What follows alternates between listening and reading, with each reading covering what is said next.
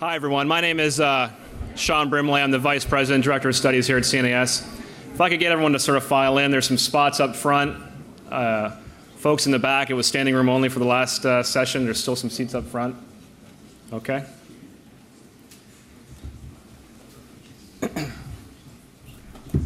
So is my sound on? Okay. Thank you all for coming here today as we file in here. I'm so pleased to be able to moderate a conversation on defense strategy between these three leaders here, both from the policy world, but also from the world of industry as well. I will introduce them in a second here, but if I could, I'd like to just offer some 5 framing remarks that maybe can guide a little bit of our conversation.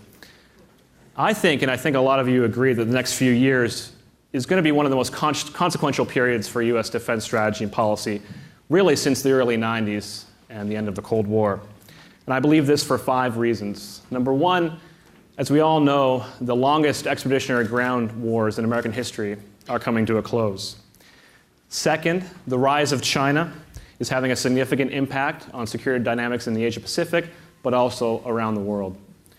Number 3, the guided munitions warfighting regime that we saw really come to fruition over the last 10 years or so is also driving advances in robotics, in autonomous systems, big data, and material sciences. Fourth, and related, the diffusion of this advanced technology is accelerating rapidly around the world. And our ability as the United States to stay ahead of this curve, I think, remains an open question.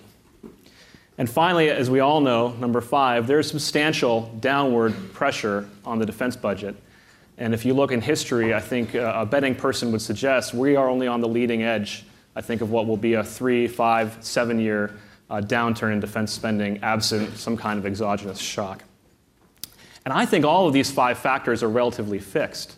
That is to suggest, I think they provide the space within which leaders, as we have up in the panel here today, are going to have to struggle through and make some hard, very hard strategic decisions. But I think this period is challenging, but I would suggest as a proposition to maybe frame the discussion that there are some real opportunities in this space, as long as we can grab a hold of some hard issues and spend the political capital and expend the leadership that I think we need. And I couldn't think of 3 better people to help guide us through this discussion than the folks on the stage to my left. Michèle Flournoy, as you all know, is a former Undersecretary of Defense for Policy. She's now a senior advisor at the Boston Consulting Group. And most importantly for my life is the co-chair of the Center for New American Security. And I've worked for and with Michèle for the last 8 years or so, and it's a pleasure to be on the stage with you, Michèle. Also very happy to have Wes Bush here. He is the president, the CEO, and the chairman of the Northrop Grumman Corporation. And of course, Ambassador Eric Edelman. He is also a former Undersecretary of Defense for Policy, and he's now a distinguished fellow at the Center for Strategic and Budgetary Assessments. And I intend to moderate a conversation between the 3 of them, really hopefully just ask a question or 2 and just get behind the scenes and have them discuss some issues for about 30 minutes, and then we'll engage in 15 or so minutes of a question and answer period. So if I could start off by asking really all 3 of you, maybe Michèle, we can start with you, but all 3 of you, as you look at the short-term debate over sequestration, sort of the tactical dynamics of this cut or that cut, who's up or who's down, if I could ask you to sort of lift your heads a little bit and think about what are the 2 to 3 most strategic issues you think are at play in the current defense debate. I mean, put another way, if you're a defense wonk in 2023 and you're looking back at this period, what do you think are the 2 to 3 most important issues that we're discussing today?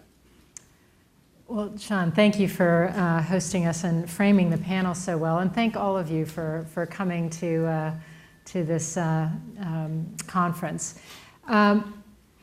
I think that there are a couple things I would say. One is I think the temptation under the enormous budget pressure that we face today is for the Department of Defense to adopt a triage approach, to sort of take this on year by year, do what we have to live with the sequestration levels we've been given, hope and pray that DOD will be the next FAA and Congress will decide to make the pain go away and absolve us of the extent of the downturn. I think, judging from the conversation on the Hill, I think that is exceedingly unlikely.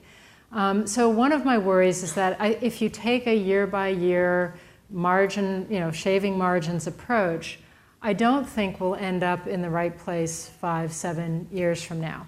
I think one of the things the department needs to do is project itself ahead into the future and imagine, look at how do we understand the environment, what are our core missions, and where are we going to set priorities, take risk in a fundamentally different budget environment.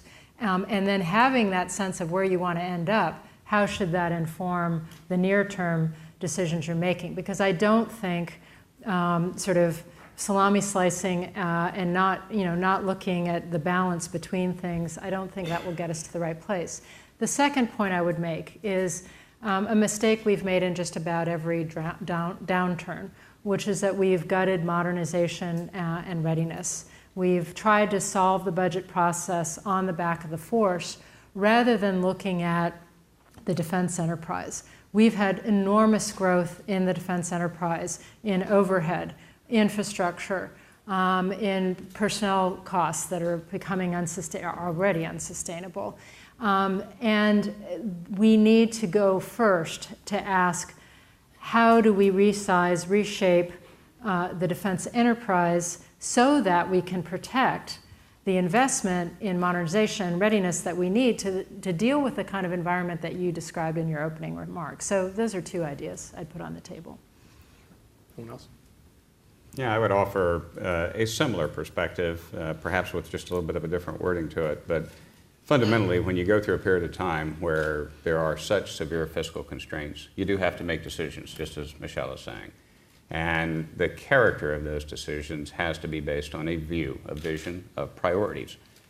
And I think having greater clarity around that as we go forward is going to be really, really important.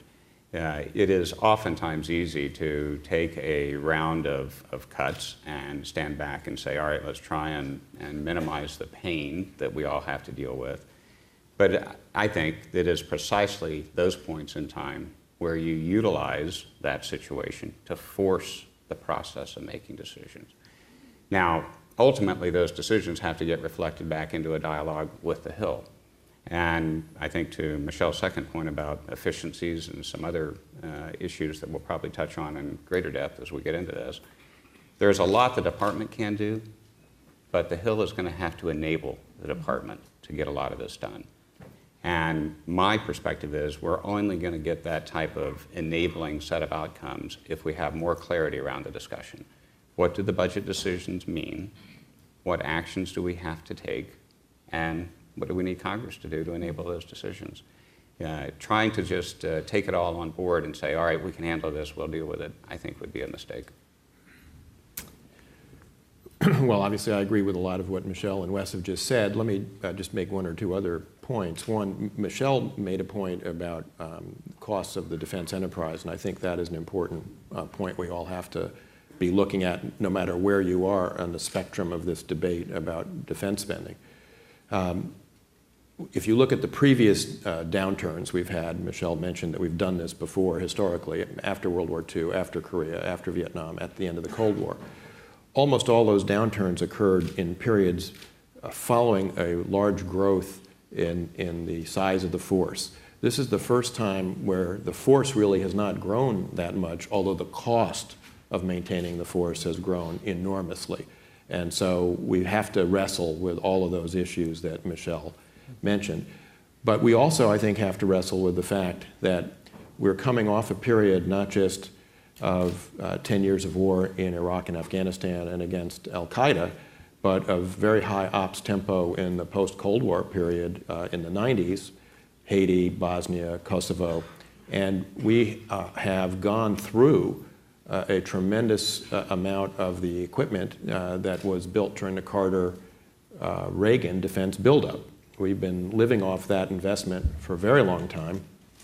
A couple of years ago, I was on the independent panel that Congress appointed to review the QDR, and the point we made was that we really, and it was a point that Secretary Gates made, we really need to recapitalize this force, no matter what you find yourself, where you find yourself on the spectrum of these issues. And so I think that's an important issue to take into account as well. How are we going to do that? And final point is, we talk a lot about defense in an age of austerity and the downward pressures on the budget. A lot of this really is ultimately also, though, a question of national will. And when people talk about austerity, I'm looking around, I'm looking at the increase in tax receipts, already seeing people saying, well, the budgetary pressures are really not that great. We don't really have to deal with the entitlements problems. My view is it's the entitlement problems that are really the driver of the long-term budget issues, not defense. The defense has already paid an enormous share in the cuts that have occurred in this administration over the last 3 or 4 years. And I think we need to be thinking about whether we really are in a period of austerity or whether, given everything that we see in the shale gas revolution, whether we might be on the cusp of a period of growth that doesn't necessarily require us to take a meat axe to the defense budget as the Budget Control Act does. We argued in the Cold War about what percentage of the nation's resources we ought to spend on defense, and we talked about 6%, 3%, 4% various times in our history. That number, people say that's a bad number to use because it doesn't really tell you what you're buying. It doesn't, but it is an indicator of the national will, and that's why we use it with allies when we want to see them contribute more to the common defense. And so I think we need to think really hard about whether we're really entering a period of austerity or whether this is something that's being artificially created. Well, if I could, Eric, I'd like to draw you out on that a little bit. You wrote a great monograph at CSBA in 2010 talking about America's contested primacy, and you had this great line that I just could read. You said that if the U.S. is to manage the challenge of contested primacy, the moment to begin that debate is now. I just wanted to ask, 3 years later, after this monograph, which was very well done, how would you assess the nature of that debate?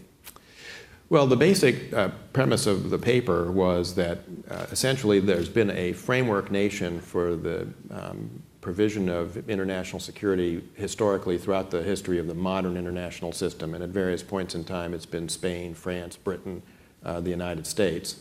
And that requirement is not going away.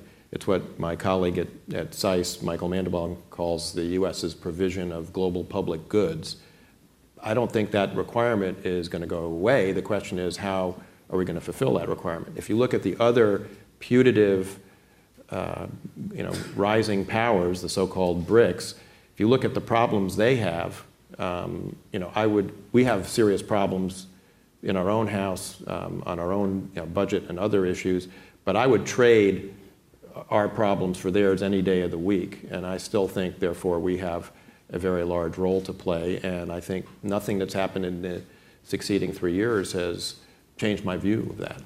Shawn, can I pull the thread on that one just a little bit? Because I think it also goes back to your first question. And Eric, I very much agree with you. No way would any of us want to trade the hand we've got for the hand that the others have.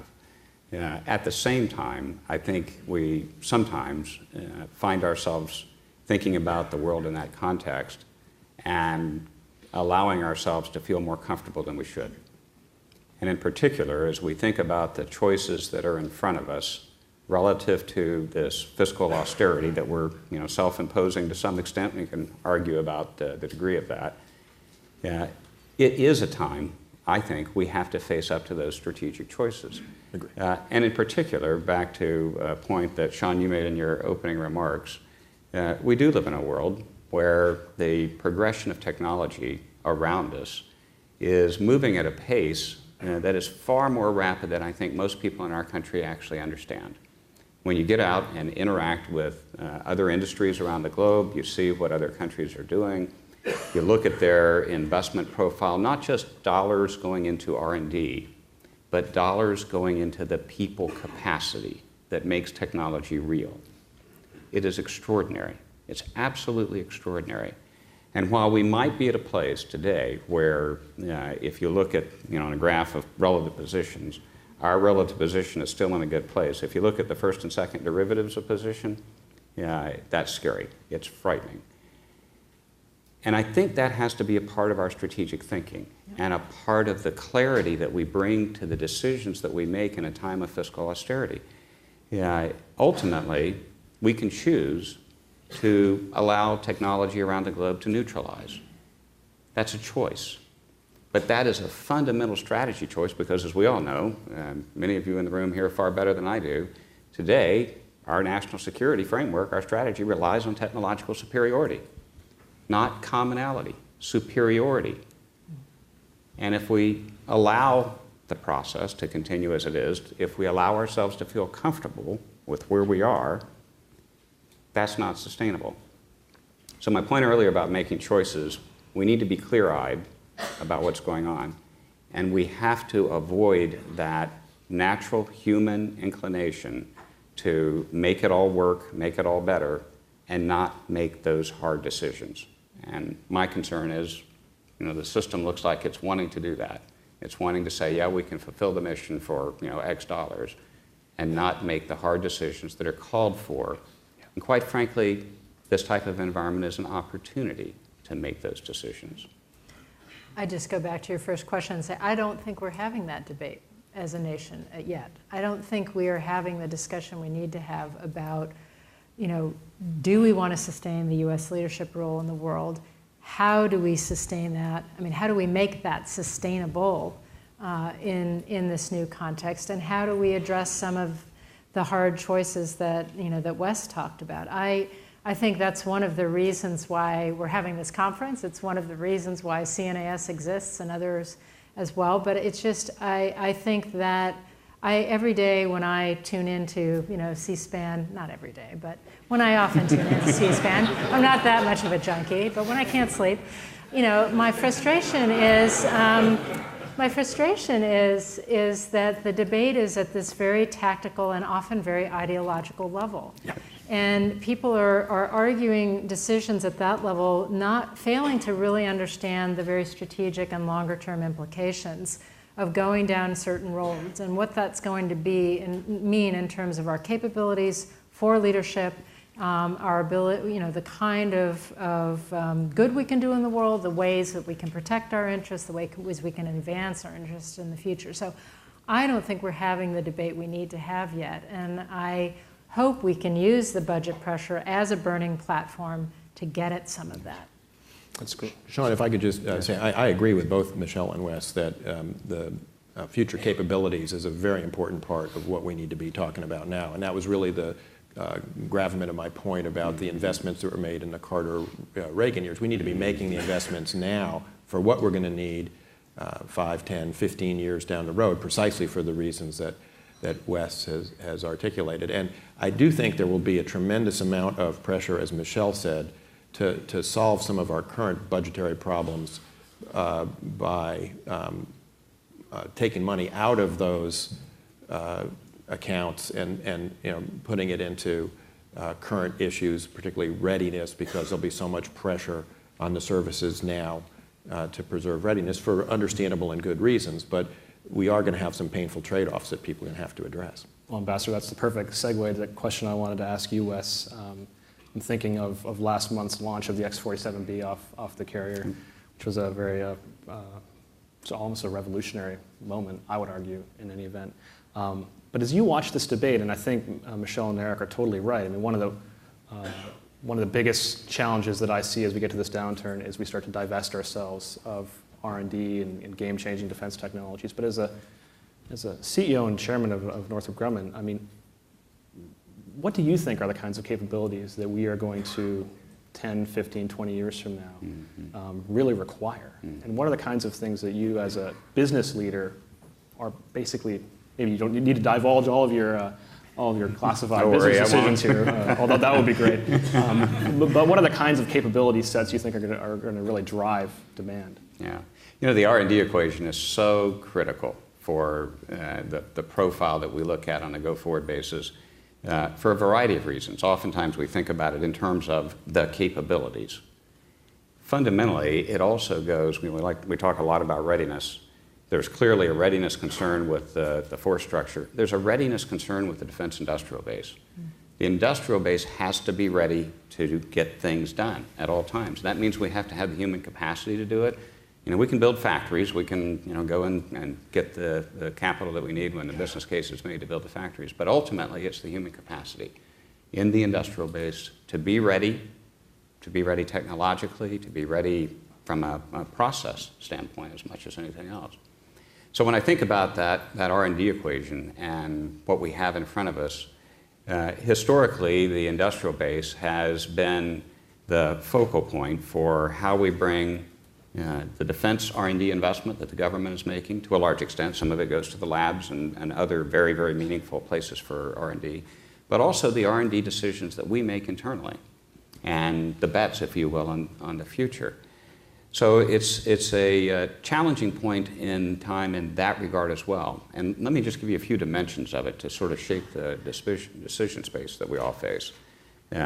One, defense R&D itself has been on this slope down. Even during a period of budget buildup, defense R&D as a percent of GDP, which I agree with you, Eric, it's a meaningful way of looking at things. You can always argue about dollars in some base years and figure out how to translate everything, but let's look at it as a priority, as a fraction of our GDP.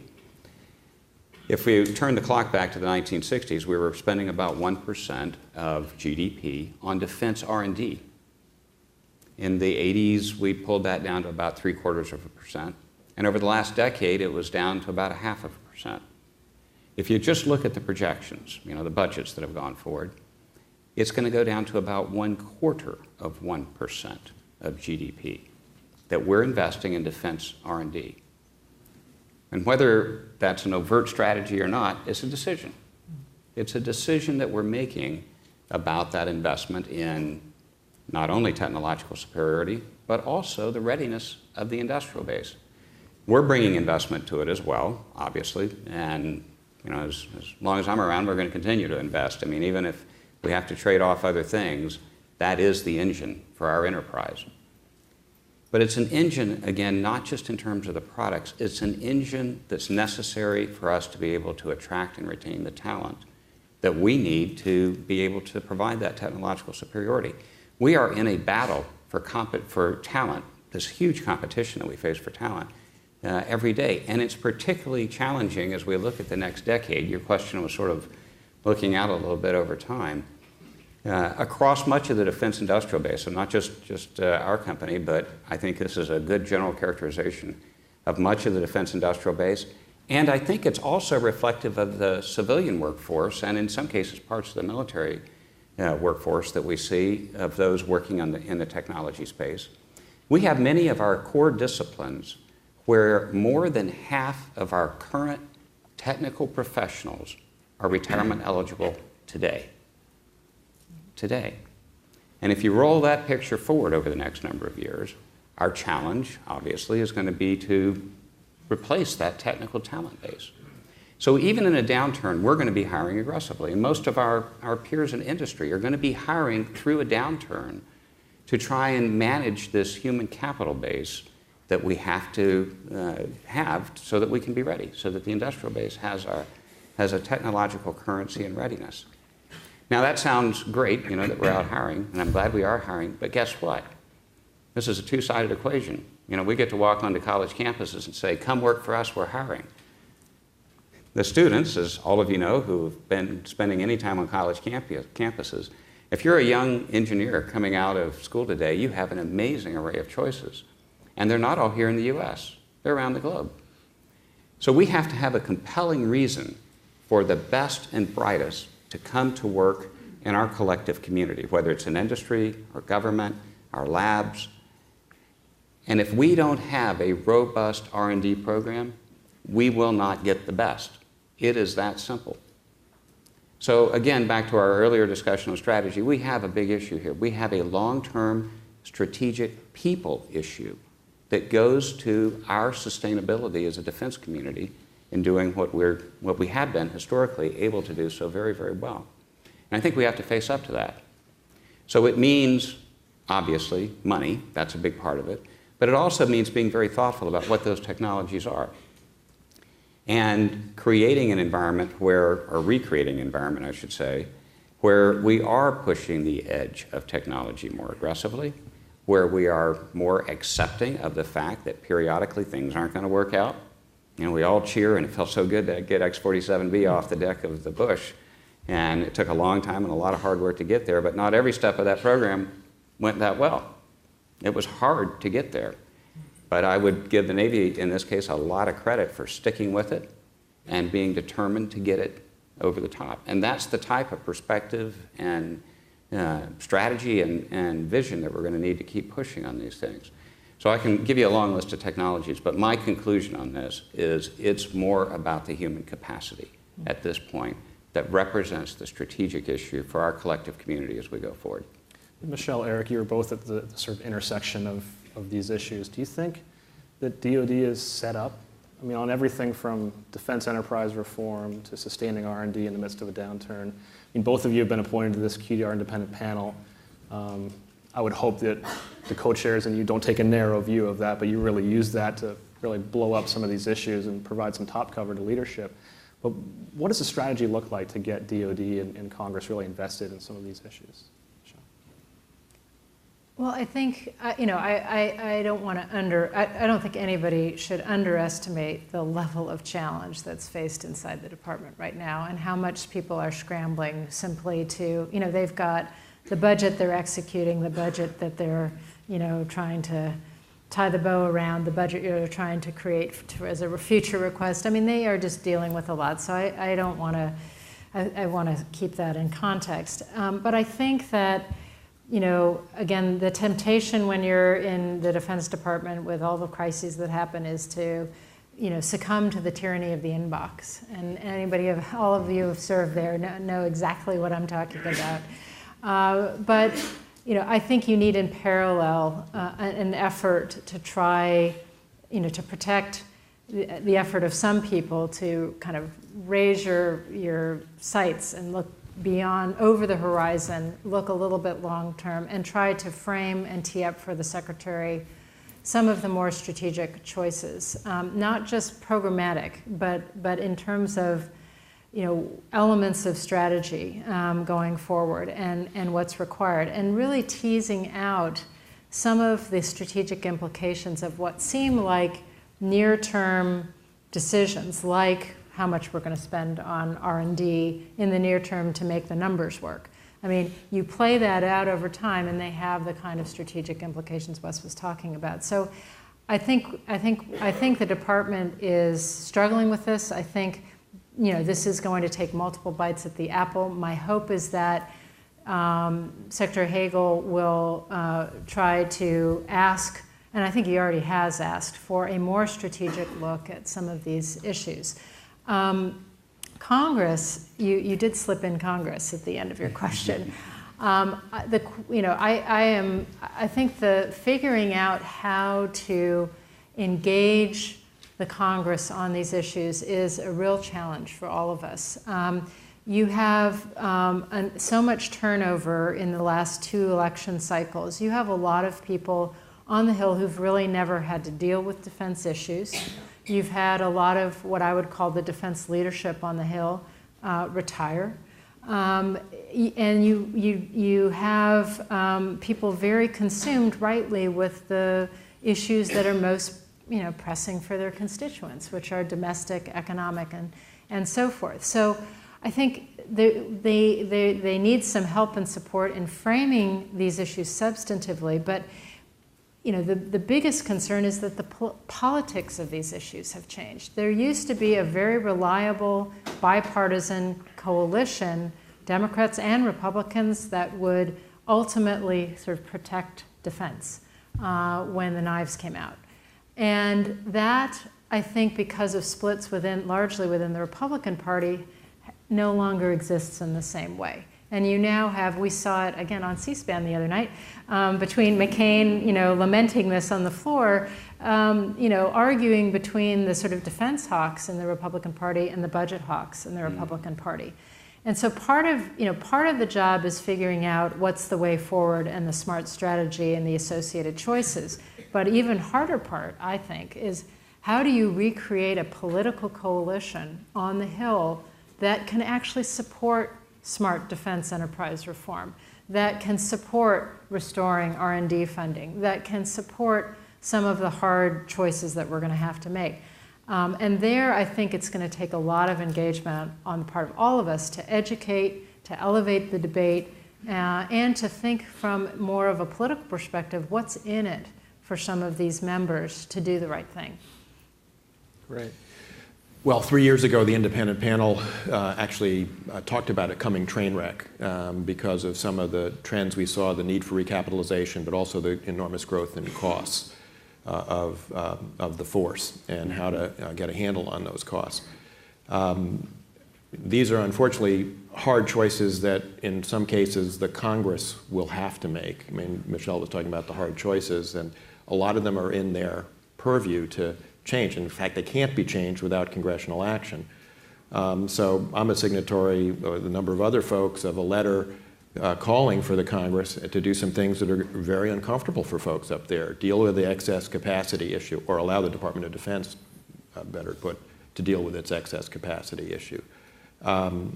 Rebalance compensation and health care costs, which is extremely difficult for folks up on the Hill to grapple with for obvious reasons.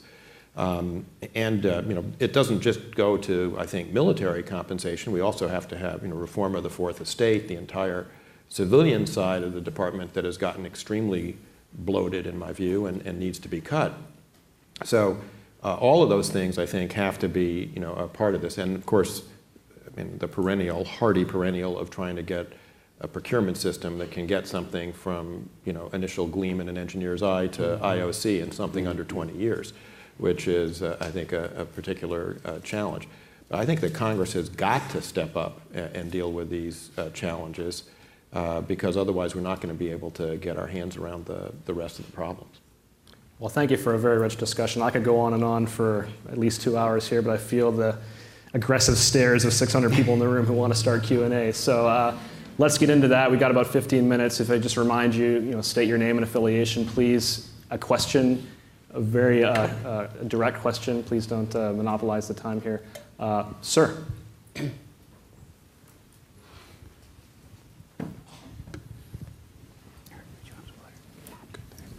Hi, Doug Brooks. I'm a consultant with the stability operations industry. It seems that we're always planning for the big wars, and yet the wars we end up fighting, or the conflicts we end up fighting, are low-intensity peacekeeping operations of some sort or another. Shouldn't we spend a little more time thinking about what we need to do in those sorts of missions rather than playing catch-up every time we go into one of them? I think that as we think about the force of the future, the key bumper sticker needs to be agility. Having spent several years, and I know Eric shares this privilege with me of working with Bob Gates. Someone who grew up as an Intel analyst and spent so many years in the CIA, very, very skeptical about our ability to predict anything about the future. So his view was, look, we can't predict. The force we build for one war will be used to fight another. And so you have to have agility. And much as I think because the American people are fairly exhausted with large-scale, long, sustained counterinsurgencies at the moment, we can't assume that we'll never need to do post-conflict reconstruction or stability ops in the future. It's almost certain that at some point we will. So we need to have a force that can flex across the full range. And the issue, I think, is ensuring that we don't try to find a point solution. Say we need a force that's big enough to do these two canonical scenarios. That we kind of been there, done that in the 90s. I think what we need now is a force that can do very well across any number of combinations of scenarios that we can think of as a sort of stand-in for the incredible uncertainty that I think, and volatility that we will face for a number of years. Sir, right there. Yep.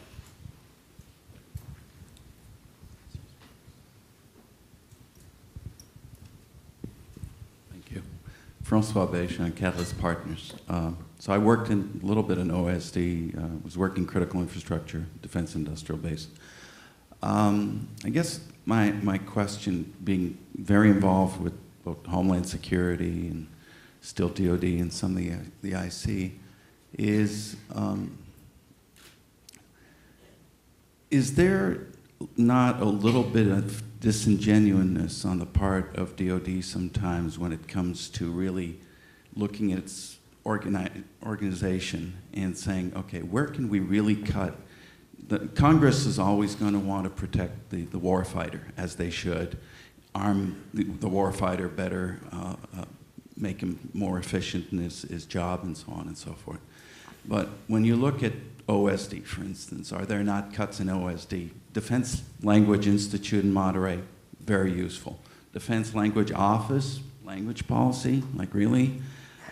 You look at a hospital in Fort Belvoir where and I knew the senior person in the Army Corps who was managing both that program and the mapping agency. In one case, the sky was the limit, granite galore, and the other side, wall plates in operating rooms had to be questioned in terms of costs. Mm-hmm. So okay. Are we really making the effort? And then we say, well, we've got to pull back an aircraft carrier group. That's kind of a headline-grabbing comment. But the J6 was cut back. Now we've recreated the J6, looking at things that are more fundamental.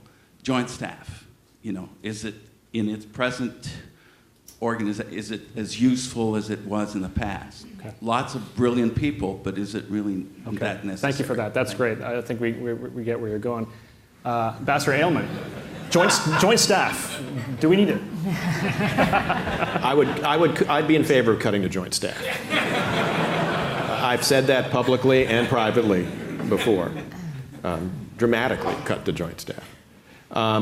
No, I agree with the premise of the question, which is, as I said earlier, I think there has been enormous growth in the non-service related parts of the department that need to be addressed. Now, some of this was growth that was necessary during the course of a ramp up to a long period of war, but we clearly need to go back and I think clean some of that out. I think, by the way, that also is part of helping solve the procurement problem as well. The more staffs we have, the larger they are, the more people are trying to justify their existence, the more requirements they're trying to levy on systems so that we ultimately get these very exquisite systems that are extraordinarily expensive to build, and the buy always ends up being smaller than we think it's going to be, and meaning the unit cost then goes up for each one, and we can't keep going on that way. That's clear.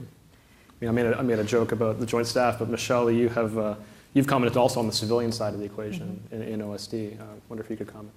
Sure. Again, having served in the Clinton administration and then in Obama in OSD, one of the things I found was tremendous growth when I came back.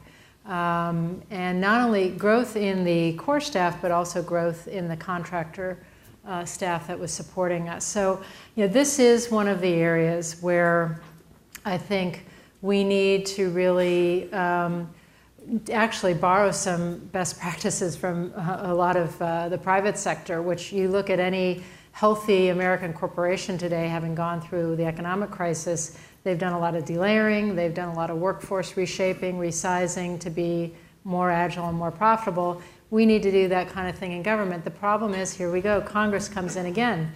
This is, the DoD needs some special authorities to be able to offer retirement incentives, to be able to move people, realign the organization to mission, to be able to even let go, disestablish some positions that are no longer needed. These are things that DoD cannot do alone. We need congressional support. And I think the key thing is to say, people say, oh, it's too hard politically, it will never happen. Well, the trade-off is not getting R&D funding to where it needs to be, not getting that additional cutting-edge capability that will define our ability to deter or defeat an adversary in the future. These are real trade-offs, and that is the discussion we need to be happening. We need to be able to have the authorities and the top cover to go after some of these enterprise issues. Not to advertise too much, but I think CNAS just published a report I'd refer to all of you to on 7 deadly sins, which is really where are the opportunities of reforming the defense enterprise, trying to size and scope those. And there'll be some follow-on work to really identify how do we go after those. What can and should we do as a basis for providing recommendations for the administration and the Congress. Thank you. And if I could just add one little point, I can't help myself. I'm often reminded that managing a government is very different from managing an industry. So I recognize that. But there is a very basic principle when you're going through a transformation in your cost structure that is used throughout industry, so I'm not disclosing any trade secrets here. You don't start with a budget you have and figure what you can cut. You start at zero and figure out what you need. It's just a different way of thinking about things. And again, back to our earlier conversation, when you go through these transformational periods, that's the opportunity to do that. It's hard. No mistake about it. It is extraordinarily hard to do that. But it's an opportunity, and it illuminates assumptions that are made in an organization about the way it has to operate that are typically historical assumptions that no longer apply. And there is a tremendous opportunity for this. But to Michèle's point, this is not a negative reflection on the management of the Department of Defense, because their hands are tied in so many different dimensions right now. And we do need that help from Congress to actually make that work. I'm sorry, a footnote on this. The department for several years running now, maybe you all did some in the Bush administration too, has tried to start some smart reforms in compensation and healthcare that actually the services and the uniformed military support and have signed letters to support. Not allowed, gets to the Hill, not allowed. And so then the building is faced with this dilemma. Do I assume that I'm going to be allowed to do the right thing, but then if I fail, that's a huge wedge now, a gap in my budget that I've got to scramble to fill some other way. So, this has got to be a team effort, and this is why this debate is so important to have on the Hill going forward. We have time for one more. Sir, in the middle there. Yep.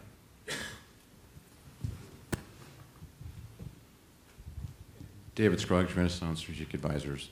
An issue that you guys have touched on but not really hit dead on, and it gets to this issue of in a transitional period, what's a strategic choice? One of it is the relationship between government and industry, and I don't mean in a gloss over way, I mean in a fundamental way. I think it's pretty much been set for the last several years. It's been somewhat adversarial, Michèle, to your point about the growth, look at the DCAA. A lot of growth there. There's not a lot of trust. You travel around outside the United States, they have very different relationships between industry, and I don't mean government ownership of industry. I mean, in some cases, they just have sat back and looked at, in the UK perspective, what are we going to, if we only want to train pilot, why do we have to own the infrastructure to train that pilot? Let industry own that infrastructure, and we just will pay for the pilot. It's fundamental choice of who does what. I'm happy to give some commentary, some perspectives on that. To me, we are at a place I've been on the industry side of this equation for 30 years and have seen a whole variety of different approaches to it. And what I would remark about the current condition today is that at the senior level of the department, I can't recall a time when I have seen such a hard push, such a very open and direct approach to dealing with industry as we have with the current leadership. Those who are in the department today who interact with industry have a very transparent, very open, and spend a lot of time working with the industry to illuminate issues, to talk about where are we going, what can industry be doing better. So there's a lot of very direct and candid feedback in that regard, but also an openness for what the department can be doing better. The quality of that dialogue today is extraordinary. And I think if you asked most of the leaders across the defense industry, you'd get a similar perspective that there is a real push to make that dialogue work. I just illuminate an example. Just a couple of weeks ago, we had our whole industry association together, and Ash Carter had promised to be there. Well, it turned out they granted his aircraft at the last minute. And Ash, to his credit, didn't just call and say, I can't be there. He found a way to put a bunch of people through a big hoop to create a video link, a two-way video link, so that we could actually still do this. I mean, it was a real demonstration to the industry of his commitment to enhance that dialogue and to maintain it. So on the one hand, we have the senior leadership of the department that is working really hard on this engagement with industry. But on the other hand, we have this bureaucratic process where the number of regulations and just what's being demanded of DCAA, what's being demanded of all the other organizations is extraordinary and not cost efficient. If you look across the number of federal regulations that we deal with as an industry today, over the last 4 years it's doubled. And that's not just people at DoD sitting down and writing regulations. That's in response to all of this help that they get from every different dimension. And you have to think, doubling in 4 years, are we actually getting more out of doing that from a national investment perspective? I know where I come out on that, but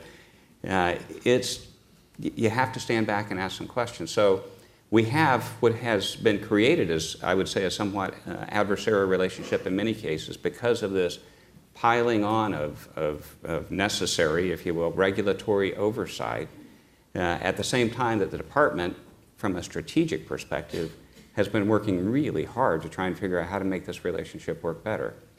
So again, another opportunity. This is another opportunity to back to zero baselining. We really need to do that from a regulatory management perspective at this point. I would love to see some mechanism put in place in Congress for, periodic review of regulations. It doesn't have to be a rewrite of the whole FAR, but some mechanism that every year or two actually says, we put this regulation in place to attempt to deal with this problem that occurred. How is it working? What are the unintended consequences? Is the medicine is the cure worse than the disease? How do we adapt this? We tend to put things on the books, kind of fire and forget. We put something out there and then we walk away from it, and it gets layered and layered and layered, and we tie our own hands sometimes in terms of our ability to work effectively between government and industry, public-private partnership and collaboration. Now, recognizing there are absolutely valid, critical reasons that motivated these regulations, but they don't always work as intended. And I think folks, who are involved in this process will admit that. But I think putting together a living process where we can relook some of the ones that really become onerous and make some adjustments, it would be a really positive contribution. Well, thank you so much. We could go on. It's killing me to end this panel on time, but I'm looking off to my left there. We've teed up a lot of issues. I understand Secretary Carter is going to come on and answer them all for you. I want to thank you, Michèle, Wes, and Eric, for your service to the country and for being here today. Thank you.